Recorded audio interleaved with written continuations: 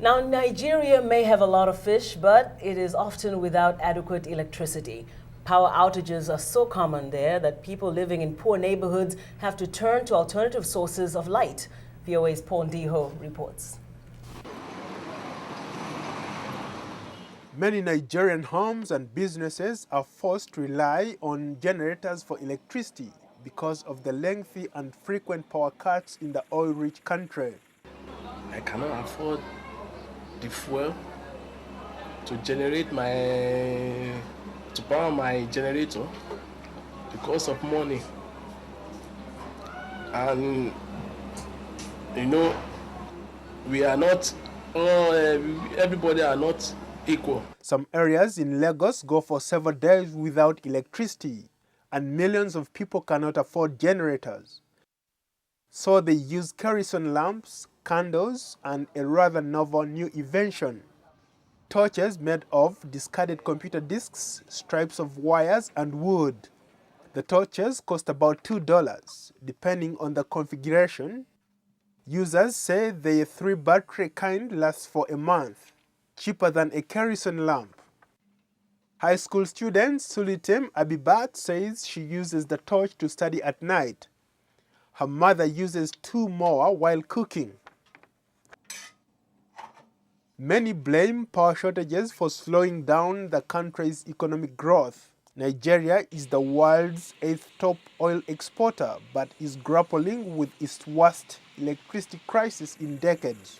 But for 35 years, Sehu Bako, a cobra whose brother first assembled the torches, says these are good times.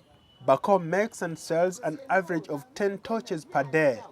The African light. Government plans call for doubling by the year 2020 the amount of electricity generated in the country a year ago. But only about a third of that amount is actually produced today. Paul Ndiho, VOA News.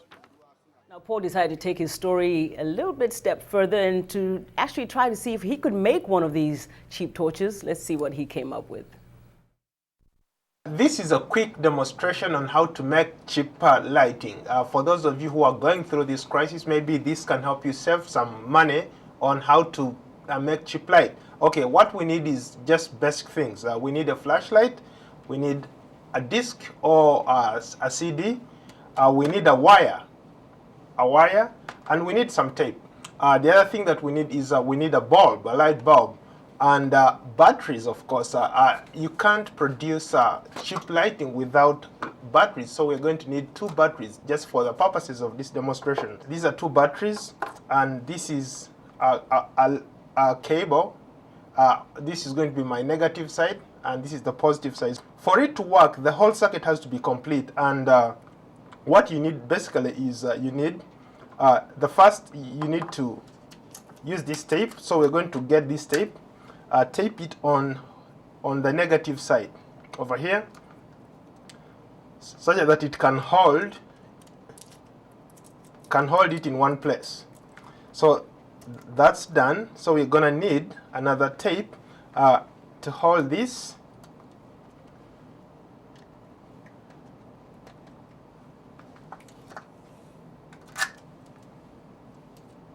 So once everything is held in place, it all depends on how you want to position your bulb. So for the purposes of this demonstration, I've decided to position my bulb in this in the middle of the CD, such that when it beams, when you turn it on, it beams up and it illuminates the whole place.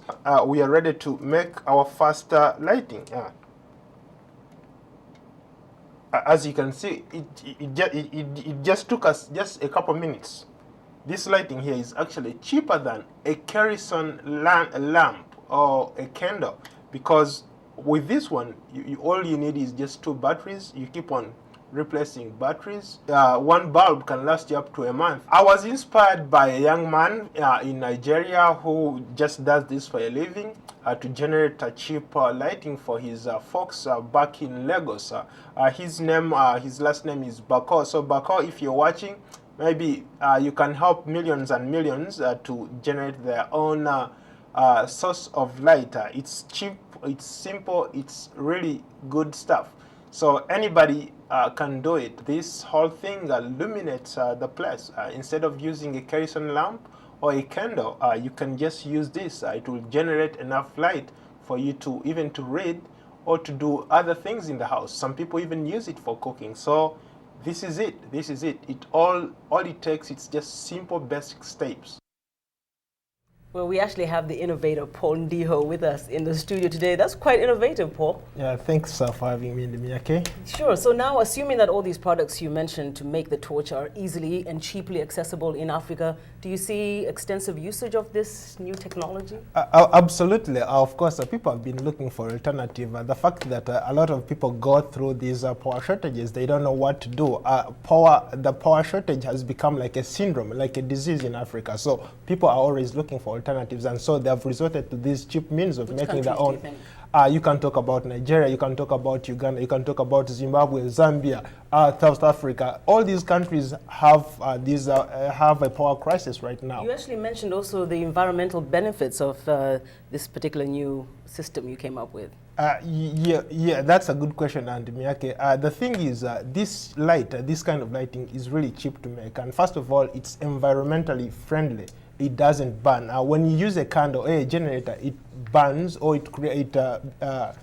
makes fumes, and so when you're using this, it doesn't burn. You don't have to be worried about being electrocuted because it's really easy, and all you need is just to have basic stuff, batteries and a wire, and you'll have light in your house. Yeah.